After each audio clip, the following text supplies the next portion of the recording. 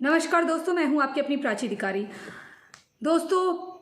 पिछले साल से हम नवाब मलिक के ऊपर बात करते हुए आ रहे हैं और नवाब मलिक के कत्थे चिट्टे तो आपके सामने पहले से ही उजागर थे और कितना भी उन्हें पर्दा ढाका गया क्योंकि उनके पद और प्रतिष्ठा को आड़े रख कर ये कहा गया कि एक मंत्री पद के व्यक्ति के बारे में इस तरह से बातें नहीं करनी चाहिए। हालांकि उस मंत्री ने सरकार में होते हुए, शिवसेना के गठबंधन में होते हुए हर सीमा लांघी और भाषा शैली का और अपने पद का जिस तरह से खुलेआम दुरुपयोग करा, चाहे अपनी निजी रंजिश निकालना हो, उनके दामाद को जेल में डालने वाले ऑफिसर जिन्होंने उनके दामाद को 250 किलो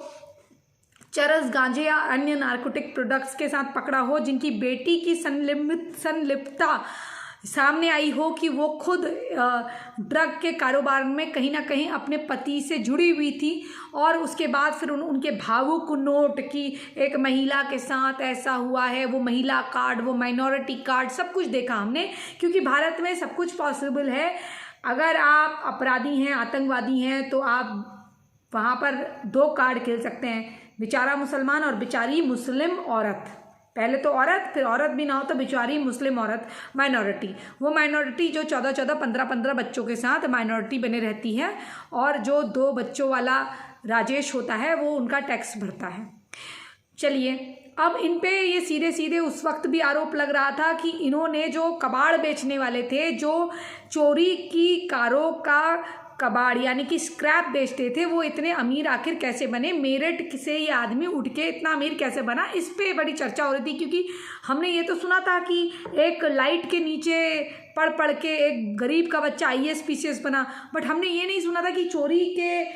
स्क्रैप का माल बेचने वाला एकदम से इतना अरबपति बन जाए और उसकी संपत्ति में इतना अरबों इजाफा हो जाए। तो उनको तो अपनी कहानी लिखनी चाहिए थी, कैसे उन्होंने इतना कमा लिया, क्या कर दिया और किस तरह से वो आए हैं। अब इनके संबंध जोड़े गए कि डी कंपनी के साथ इनके संबंध हैं और जिस तरह से ये कहा गया कि इन्होंने बॉम्बे आके आपराधिक चीज़ों को अंजाम दिया, वहाँ पर भी इन्होंने चोरी की गाड़ियों का काम करा। उसके बाद ये ड्रग के धंधों में आए और इनका जो दामाद है, इनकी बेटी जो है, ये कहा गया था कि मैंने आपको पहले भी बताया था कि किसी मारवाड़ी लड़के के साथ शायद वो चले गई थी, उसने शादी कर ली थी और वो चली गई थी, उसको वापस बुलाया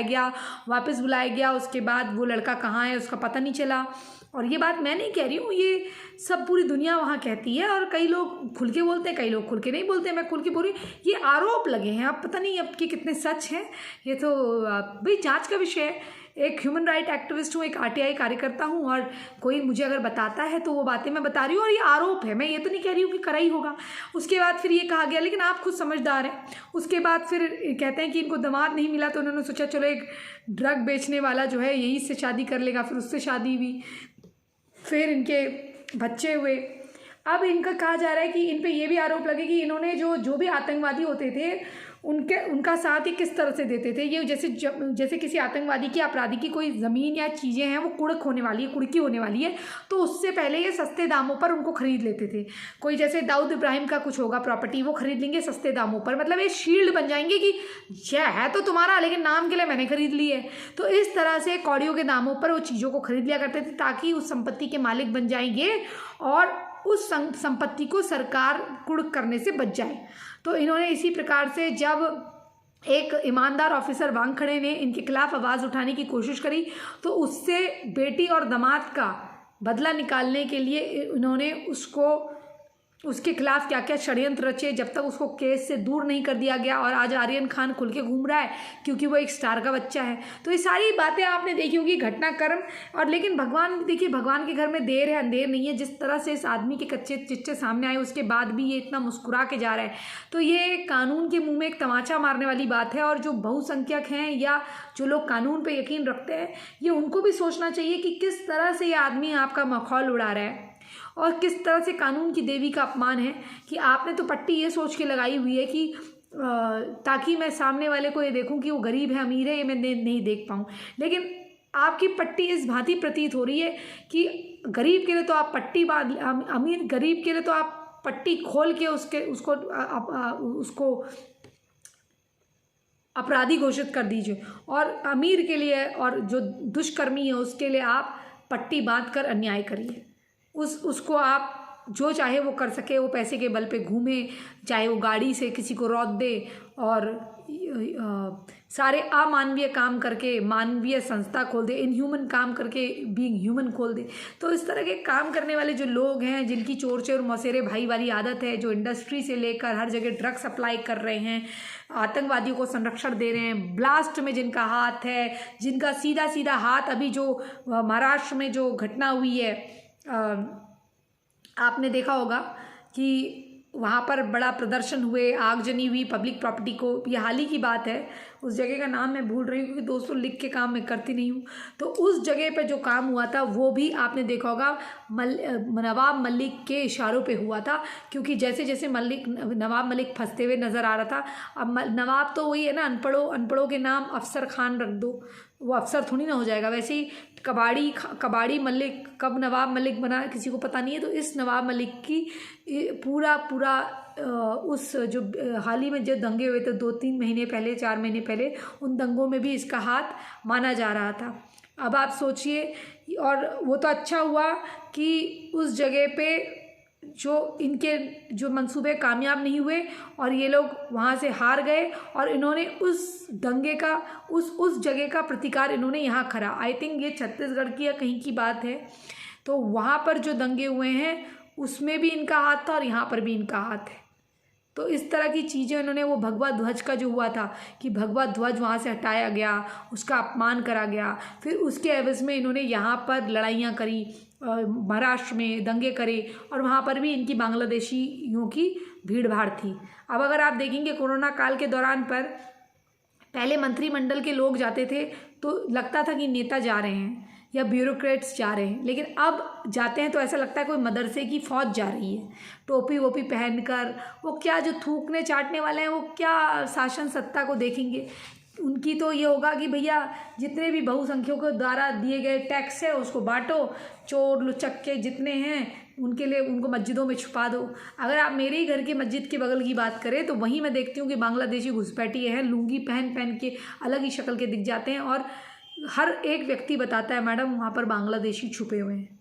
लेकिन पुलिस प्रशासन क्या कर रहे हैं? जब तक आप ऐसी राजनीतिक पार्टी नहीं चुनते हैं जो एक मन से देश हित के लिए कार्य करे और अपराधी को केवल अपराधी मान के करे, और ये भी समझ ले कि किसकी प्रवृत्ति में अपराध करना ही है या किसकी प्रवृत्ति में अपराध को समुदाय सबलता की निशानी माना गया है, समुदाय सबलता का प्रतिबिंब माना गया है, उसको आप अगर चिन्हित कर लें और उसके बारे में खुलकर बात करें तो शायद नवाब मलिक जैसे लोग आगे या तो पैदा होने बंद हो जाएंगे या इनकी जो संरचना है दिमाग की, जो सोचने की, वो बंद हो जाएगी। इसी संदेश के साथ कि जो नवाब मलिक हैं अपने अंजाम को पहुँचे हैं, अभी तो एक आगाज़ हुआ है, और मैं भगवान से प्रार्थना करती हूँ कि भारत सरकार की आंखें खुले और केवल ये चुनाव तक ही सीमित ना रहे, इस आदमी को कड़ी से कड़ी सज़ा मिले और इसकी संपत्तियाँ जब्त हों, और शिवसेना जो है कम से कम इस बार वाकई में ये गठबंधन को भूलकर न्याय व्यवस्था की ओर ध्यान देते हुए ऐसे लोगों को जेल में इनके पहुंचने के बाद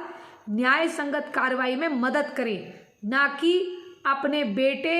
या जिसको छोटी लड़कियों और छोटे लड़कों का शौक है या जिनको बच्चों के शरीर से एक खास प्रकार का जो ऑयल निकलता है जिससे मर्दानगी बढ़ती है, या जिसके इंजेक्शन्स निकलते हैं, या बच्चों के चमड़े जो होते हैं गोरे चमड़े, उनसे अपनी स्किनों में ट्रांसप्लांट कराने की जिनको बुढ़ापे में ज़रूरत पड़ती है, ऐसे लोगों का साथ देकर अपने पूरे मानव जीवन पर आंसू और हाय लगाने से बचना चाहिए, क्योंकि भगवान का जो न्याय होता है वो बहुत बड़ा होता है। और मैं किसकी बात कर रही हूँ आप समझ रहे हैं, अपने बच्चे के अपने बेटे के मुंह में पड़कर उसके गलत शौकों को ढकने के बजाय न्याय और मानवता का साथ देते हुए, या तो अगर आप उस लड़के को जेल नहीं भेजना चाहते हैं, आप सोचते हैं कि हमारा लड़का बचा रहे, तो उसको आप अंदर ही अंदर रिहाब में भेज दीजिए और उसको ये सिखाइए कि वो ये सब ना करे, क्योंकि इससे आपका भी राजनीतिक करियर बर्बाद हो जाएगा। और दूसरी चीज़ ये कि जो छोटे छोटे बच्चे बच्चियाँ और जो 35,000 लड़कियाँ सालाना गायब होती हैं मुंबई महाराष्ट्र वगैरह से, उसमें से 5,000 ही वापस आ पाती हैं और बाकी कहाँ जाते हैं? दुबई और खाड़ी देशों में, या फिर भीख मांगने के गैंग में, या उन बच्चों या बच्चियों को या उन औरतों को किस कामों के लिए, देह के लिए, पर्सनल देह व्यापार के लिए सप्लाई करा जाता है, या फिर उन बच्चों को बधवा मजदूर बनाया जाता है, या उनकी हड्डियों से तेल निकाला जाता है जिसके इंजेक्शंस लगते हैं जवानी के लिए, या फिर जो गोरे बच्चे, पहाड़ी बच्चे चोरी होते हैं, या नेपाली बच्चियाँ चोरी होती हैं, या पहाड़ की बच्चियाँ चोरी होती हैं, इनकी स्किनों का जो ट्रांसप्लांट होकर शक्लों में लगाया जाता है। ऐसे कई कामों पर इन लोगों के अपराध हैं, इनकी आपराधी प्रवृत्ति जो है, इन्होंने जो जो पाप करे हैं, इनके पाप का घड़ा भरे और इनको जेल में भेजा जाए। और जेल में भेजने के बाद जब इनको जेल में भेजा जाता है और ये जेल में पहुंच जाते हैं, तो कृपया कर इनके लिए कोई भी वकील खुद से ना आए।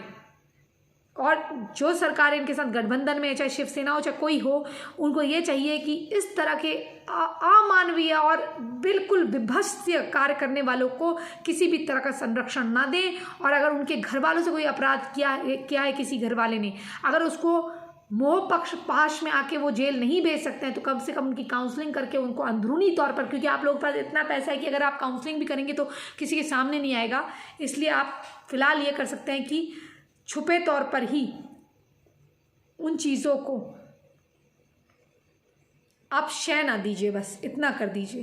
ताकि और नवाब मलिक और ठाकरे तैयार ना हो। और जो ठाकरे परिवार से आएँ, वो या तो राज ठाकरे जैसे आएँ या बाला साहब ठाकरे जैसे आएँ, लेकिन भारत का हित करने वाले लोग ना आएँ। इसी संदेश के साथ, इसी उम्मीद के साथ कि न्याय ज़रूर होगा, इन चोरों का ज़रूर न्याय लिया जाएगा और प्रकृति भी अपना न्याय करेगी। और इस देश के नेता राजनीति से ऊपर उठ के सोचेंगे, और केवल चुनाव तक ही नहीं, चुनाव के बाद चुनाव या चुनाव ना हो, चुनाव हो, इससे फ़र्क ना पड़े और सरकारी महत्व में अपना कार्य करते हुए अपराधियों को सज़ा दिलाने का कार्य करें। और ये पार्टियां भी सरकार के जो नुमाइंदे हैं या विभाग हैं, इनकी मदद करें, ताकि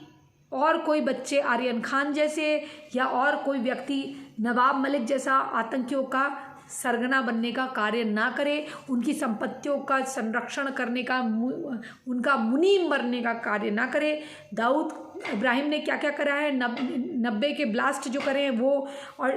हीरो हीरोइनों को धमकाना, इन एक्टर्स को अपना आदी बनाना, या मंदाकिनी जैसी एक्ट्रेसेस को बार बार बुलाना, इतना परेशान करना कि वो इंडस्ट्री छोड़कर भाग जाएं, उनको अपनी रखेलों की तरह इस्तेमाल करना, उनको विवश करना कि वो देह व्यापार में उतरें, उनकी मंडियों में उतरे, या छोटी छोटी बच्चों को बेचना, या बड़े बड़े घरों में उनको गुलाम बनाना या नौकरानी बनाना, या फिर उनको एक सेक्सुअल स्लेव बनाना, संभोग की दासी बनाना। ये सब इन्होंने जो अपराध करे हैं, या उनकी हड्डियों से तेल निकालना, जो भी अपराध करें, इनको उसका दंड मिलना चाहिए, चाहे कोई भी लोग हों, पक्ष विपक्ष कोई भी हो, जो भी लोग इनके साथ मिले हो, जो बच्चों को नशे के कारोबार में डालते हो, जो भारत की युवा पीढ़ी को समाप्त करते हो, ऐसे लोगों को का साथ देना लोगों को बंद करना चाहिए। इसी संदेश के साथ मैं प्राची अधिकारी आपसे विदा लेती हूँ, और ये उम्मीद करती हूँ कि ये अपेक्षा करती हूँ कि भारत सरकार इस पर कड़ी कार्रवाई करेगी, एजेंसियाँ इस पर कार्रवाई करेगी, और कोई भी ज़कात फाउंडेशन से आया हुआ जज इस पर गलत फैसला नहीं लेगा। जय जय हिंद, जय जय भारत, वंदे मातरम। आप क्या सोचते हैं इसके बारे में ज़रूर बताइएगा, और प्लीज़ कृपया करके चैनल सब्सक्राइब नहीं करें तो चैनल सब्सक्राइब करें, और अपने विचार कमेंट के माध्यम से नीचे लिखें।